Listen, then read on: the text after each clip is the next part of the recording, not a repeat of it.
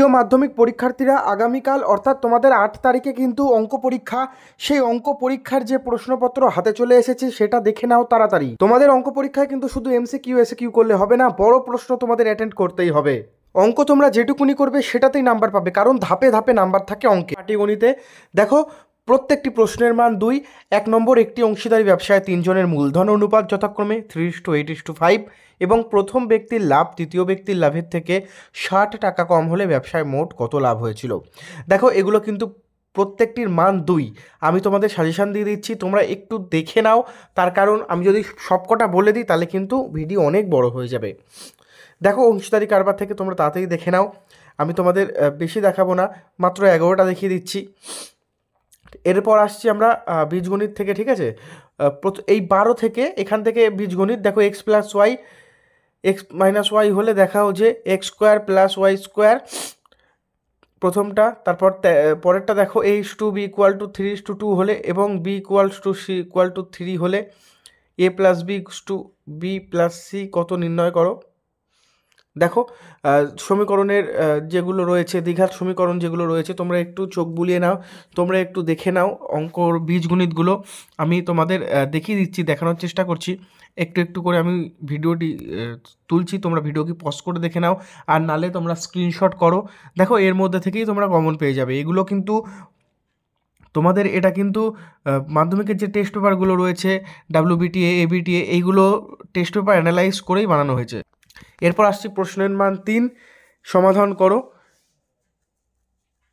দেখো তোমরা 1 2 3 4 একটু একটু করে দেখে নাও।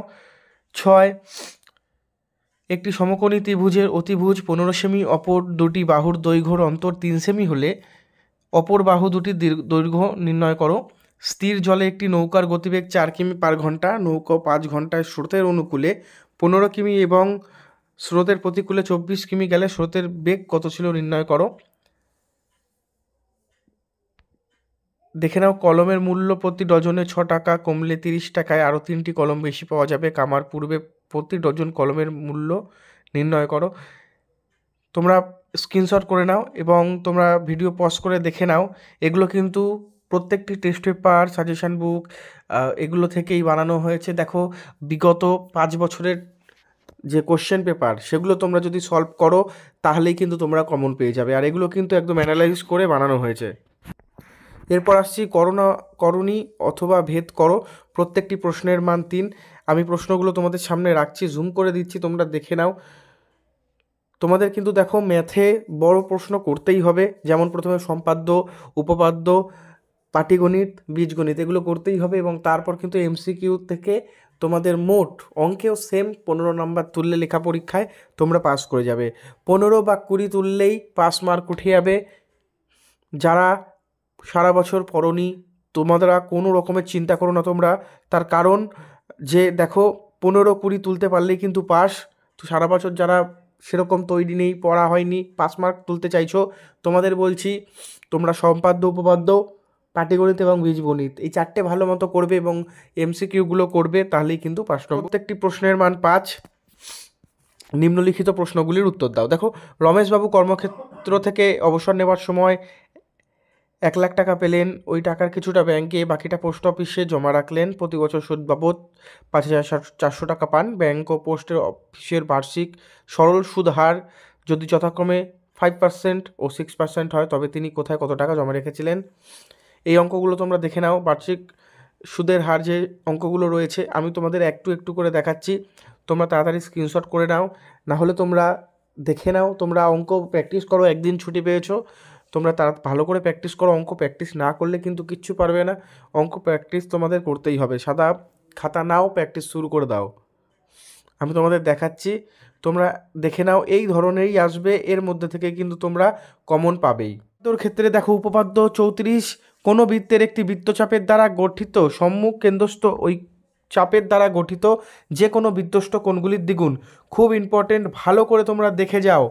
আমি তোমাদের প্রমাণটা দেখিয়েও দিচ্ছি, অঙ্কন আর প্রমাণটা তোমরা একটু তাড়াতাড়ি দেখে যাও, ভালো করে দেখে যাও, স্ক্রিনশট করে নাও পারলে, আর প্র্যাকটিস করো। এরপরের উপপাদ্য দেখাচ্ছি, দেখে নাও। এরপর আসছি উপপাদ্য 42, 42। দেখো, যদি দুটি বৃত্ত পরস্পরকে স্পর্শ করে তাহলে স্পর্শবিন্দুটি কেন্দ্র দুটির সংযোগ সরল রেখাংশের উপর অবস্থিত হবে। দেখো, তোমরা ছবি আঁকবে এবং ছবি আঁকার পর এরকম প্রদত্ত বলে প্রমাণ করতে যেটা আছে এরকম অঙ্কন করে প্রমাণ করবে, এবং আমি দেখিয়ে দিচ্ছি, তোমরা দেখে নাও। আর প্রমাণের শেষে কিন্তু অবশ্যই প্রমাণিত এটা কথাটা লিখে দেবে। তারপর উপপাদ্য 48 খুব ইম্পর্টেন্ট, কালকে আসার মতো প্রশ্ন, তোমরা তাড়াতাড়ি দেখে নাও। যে কোনো সমকৌণিক ত্রিভুজের সমকৌণিক বিন্দু থেকে যেটা আছে তোমরা ভালো করে দেখে নাও, স্ক্রিনশট করে নাও, আমি তোমাদের স্ক্রিনেই রাখছি। এরপর খুব ইম্পর্টেন্ট যেটা পিথাগোরাসের উপপাদ্যগুলো আছে, তার আগে উপপাদ্য 49। দেখো, পিথাগোরাসের উপপাদ্য, যে কোনো সমকৌণিক ত্রিভুজের অতিভুজের উপর অঙ্কিত বর্গক্ষেত্রের ক্ষেত্রফল অপর দুই বাহুর উপর অঙ্কিত বর্গক্ষেত্রের ক্ষেত্রফলের সমষ্টির সমান। এবিসি একটি সমকোণী ত্রিভুজ যার এ কোণ সমকোণ। দেখো, ভালো করে দেখে নাও, তোমরা ভালো করে প্র্যাকটিস করো। দেখো, অঙ্ক কিন্তু তোমাদের প্র্যাকটিস করতে হবে, ঠিক আছে? নাহলে কিন্তু কিচ্ছু পারবে না। তো বন্ধুরা, উপপাদ্য হয়ে গেল, সম্পাদ্য দেখিয়ে দিচ্ছি, তাড়াতাড়ি দেখে নাও সম্পাদ্য সাজেশন। প্রথম 1 নম্বরটা, একটি ত্রিভুজ এবিসি অঙ্কন করো যার এবি 3.5, বিসি 5 সেমি এবং তারপর আর কে এম 120 ডিগ্রি। এই ত্রিভুজটি পরিবৃত্ত অঙ্কন করো। তারপর 3 সেমি ও 4 সেমি বাহু বিশিষ্ট একটি সমকোণী ত্রিভুজের পরিবৃত্ত অঙ্কন করো। তারপর 3 নম্বর, একটি সমদ্বিবাহু ত্রিভুজ যার সমান দুই বাহুর দৈর্ঘ্য 6 সেন্টিমিটার এবং অপরটি 7 সেন্টিমিটার, এই ত্রিভুজের পরিবৃত্ত অঙ্কন করো। তারপর 4 নম্বর, 7 সেমি বাহু বিশিষ্ট একটি সমবাহু ত্রিভুজ 3.5 দেখো সেমি ব্যাসার্ধ বিশিষ্ট একটি বৃত্ত অঙ্কন করো। বৃত্তটির কেন্দ্র থেকে 4 সেমি দূরের কোনো বহিস্থ বিন্দু থেকে ওই বৃত্তের একটি স্পর্শক অঙ্কন করো। শুধু অঙ্কন চিত্র দিতে হবে, তোমরা পেন্সিল দিয়ে আঁকবে আর কাটাকুটি করবে না, রবার দিয়ে মুছবে না, নিট অ্যান্ড ক্লিন করার চেষ্টা করবে, ঠিক আছে? আবারও বলে দিচ্ছি, অঙ্ক যেটুকুনি পারবে সেটুকুনি করে রেখে দেবে, কাটাকাটি করবে না। অঙ্ক ধাপ বাই ধাপ, স্টেপ বাই স্টেপ নাম্বার পাওয়া যায়। সকলকে গুড লাক।